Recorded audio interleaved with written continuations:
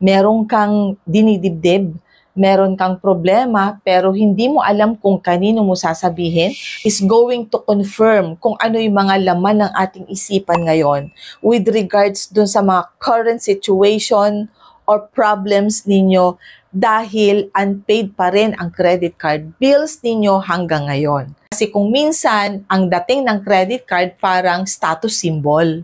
Yun ang term na ginagamit, status symbol. Kapag may credit card ka, feeling rich, feeling social.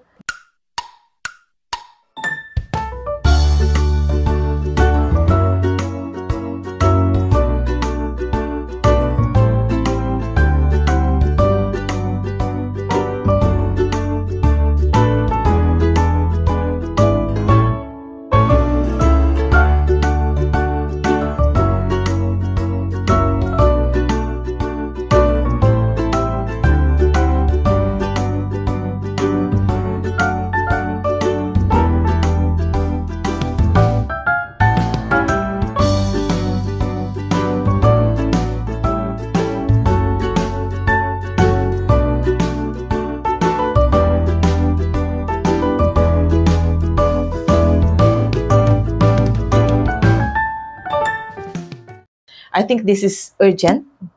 Urgent sabi ko kasi ang dami ko nang nababasa na comments ng ating mga subscribers ninyo, and I understand na sometimes nahihiya na ring mag-comment sa YouTube channel natin, kaya dumediretso sila sa ating Facebook or sa Messenger natin, and I understand. Pero sana mag-drop by muna kayo sa ating YouTube channel at kahit mag-like man lang sa ating mga videos or yung latest video natin. In that way, nakakatulong ho kayo sa akin kahit konti. And pasasalamatan ko kayo in that manner. Alright. Okay, so proceed na tayo. Sabi ko nga wala na masyadong kaartehan ang video na to. Direct to the point na tayo ngayon. Alam nyo ba na isa sa pinakamahirap na pwedeng pagdaanan ng isang tao is yung meron kang dinidibdib, meron kang problema, pero hindi mo alam kung kanino mo sasabihin at kung kanino ka hihingi ng advice kasi hindi mo alam kung makaka-relate sila sa current situation or current problem mo. At usually, ito yung pinagdadaanan ng ating mga subscribers who are credit card holders and hindi pa nakakapagbayad ng kanilang mga credit card bills at ngayon ay worried na worried sila. So yun ba ang sitwasyon mo? Kung yun ang sitwasyon mo, maybe this video is right for you. Kung hindi naman, just listen or just watch the video because I believe na may makukuha tayo ditong weapon natin as we go through along our journey as credit card holders. Kung hindi ka naman credit card holder, along your journey in this life. Marami na akong mga kaibigan, mga kakilala, and even credit card holders who are subscribers sa ating YouTube channel na nabigyan ko na ng advice regarding sa mga problemang pinagdadaanan nila with regards to their credit card. And I'm full of joy and eagerness to share with you kung ano yung mga na-share ko sa kanila na talaga namang nag-workout one way or the other. Yung mga bagay na alam kong kailangan ninyong matutunan para hindi lang tayo mag-depend doon sa kung ano ang naririnig natin na hindi naman tayo sigurado kung yun nga ang dapat nating gawin or yun nga yung talagang pwedeng mangyari sa atin. Kaya importante na merong confirmation. Ako kasi, ang ugali ko kapag meron akong narinig na advice ng isang tao, isang kaibigan, na parang yung advice lang na binibigay niya sa akin is narinig lang din niya sa ibang tao. Ginagather ko yon, yung mga advices na yon, and then gagawa ko ng paraan to confirm it. So, ang video na to is going to confirm kung ano yung mga laman ng ating isipan ngayon with regards dun sa mga current situation or problems ninyo dahil unpaid pa rin ang credit card bills ninyo hanggang ngayon. Especially kung yung credit card bill mo, ilang buwan nang hindi bayad. Like, 3 months, 2 months, may iba pa 6 months, yung iba 1 year na hindi nakakabayad.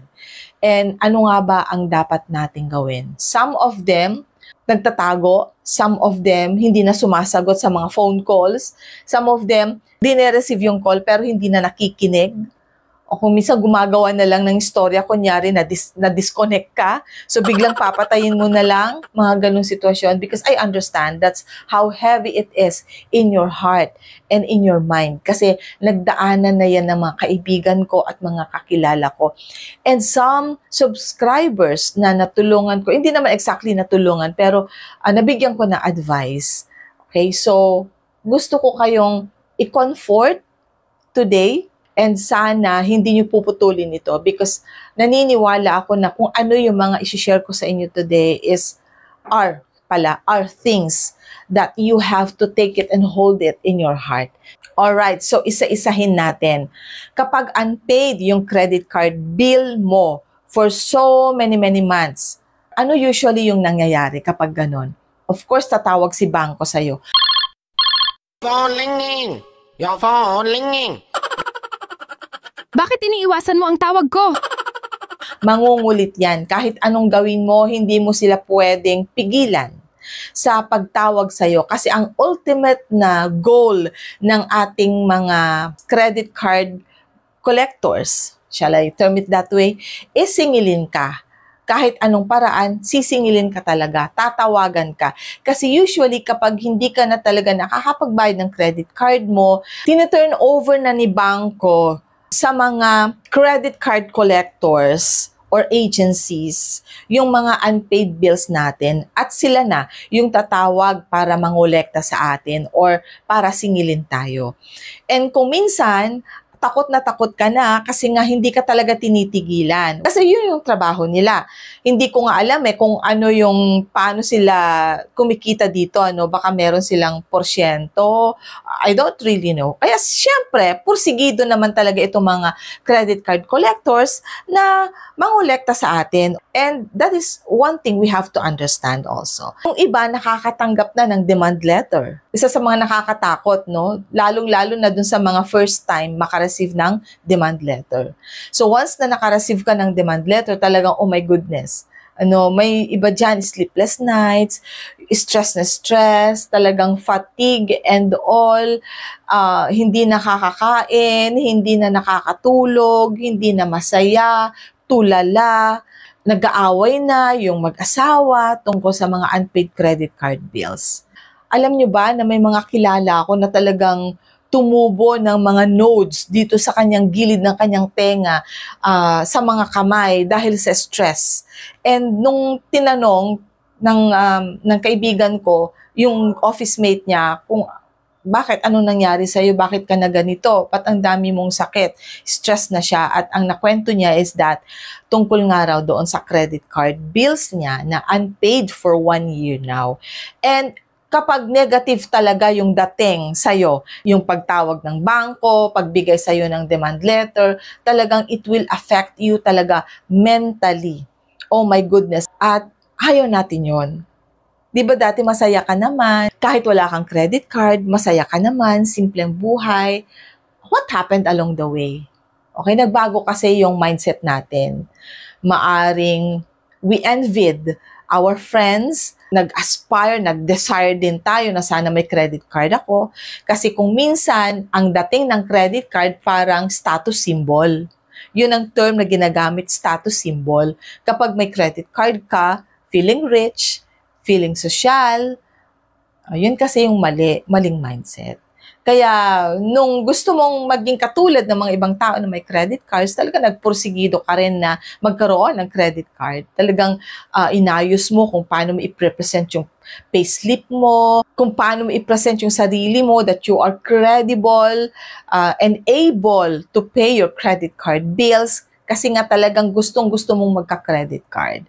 So, nung nasagot yung desire mo na magkaroon ng credit card, nagbabago yung mindset mo, naging maluho ka.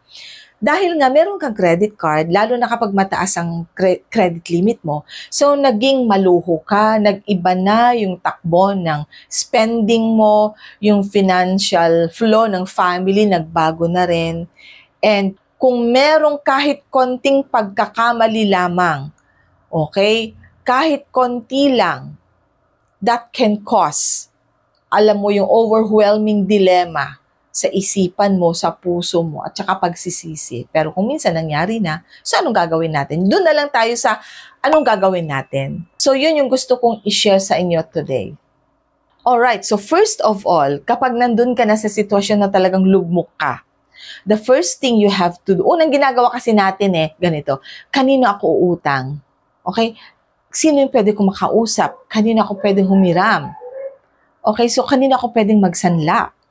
Yun yung usually nating iniisip. The truth is, the first thing you have to do kapag lugmok ka na sa sitwasyon mo is to pray. Yes, to pray. Oops, huwag mong stop ang video na to. Corny naman, prayer daw, sabi ni Miss Crisel. Yes, whether you like it or not, the first thing you have to do is pray. Prayer is the key.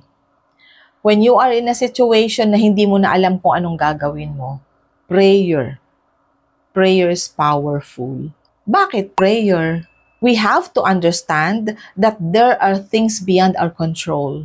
Yung mga bagay na hindi talaga natin kayang solusyonan or gawan ng paraan, the God of universe, your God and my God, can do things beyond your expectations, before your very eyes. Yun yung katotohanan na dapat nating malaman. Anong ipagdadasal natin? Ask for wisdom. Hindi knowledge wisdom talaga. Lord, anong gagawin ko? Ganito yung sitwasyon ko. Please show me the way. Lord, magbigay ka nga ng signs. What's the step, Lord?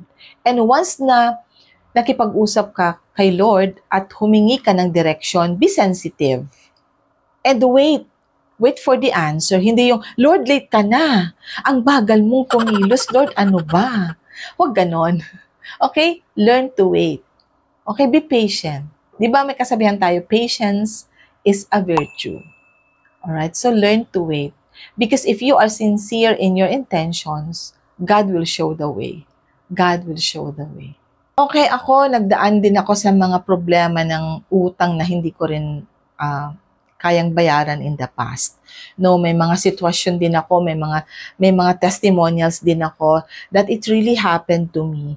Yung bang nag-loan ako na hindi ko talaga kayang bayaran kasi nga that was the time na nagkaroon ako ng problema with my relationship doon sa personal na to doon sa father ng mga anak ko. Di ba? Close na tayo. Kaya nagkakento na si Crisel.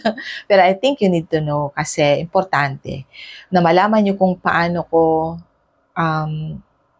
nalagpasan ang mga trials na ganito. So, I had my relationship with the father of my children and nagkaroon ng problema along the way. Nagbigay si Lord sa akin ng conviction that the relationship is no longer healthy. So, I needed to put an end to it. Pero alam niyo ba, yung walk ko after that, yung journey ko sa buhay after that, hindi rin madali. And kapag sumusunod kasi tayo kay Lord, ang akala natin ay pag susunod ako kay Lord, magiging okay na ang lahat. Okay, God didn't promise us a bed of roses, but He promised that along the way, He is there with you. Walang madali sa mundo. Lahat tayo, may kanya-kanya tayong portion or share of trials and struggles. And that is fair enough. So, when the relationship ended, okay pa naman, smooth sailing.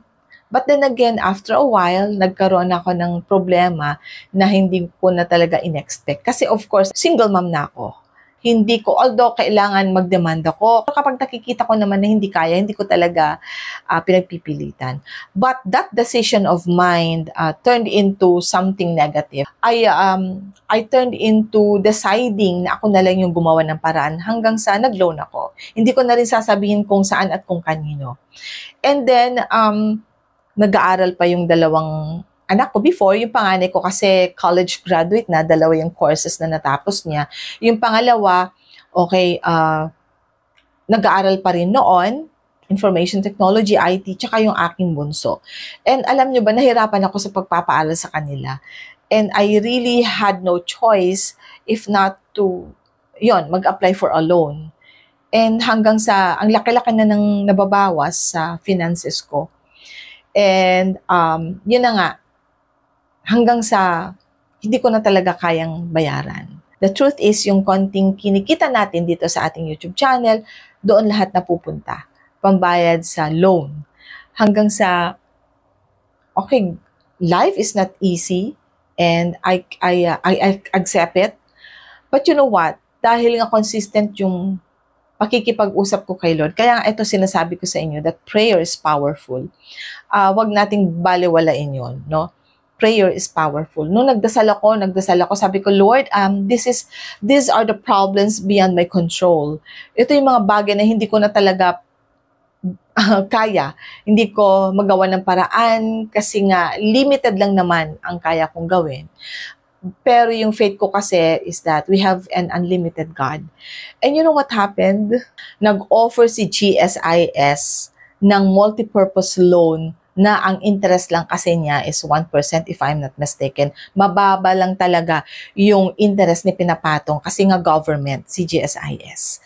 Compared doon sa inutang ko na 3.5, ang monthly ha, 3.5. So, when I heard about that, kasi some of my co-employees are already applying for that kind of loan, and pinag-aralan ko naman at pinagdasal ko. And sabi ko, Lord, is this the right decision?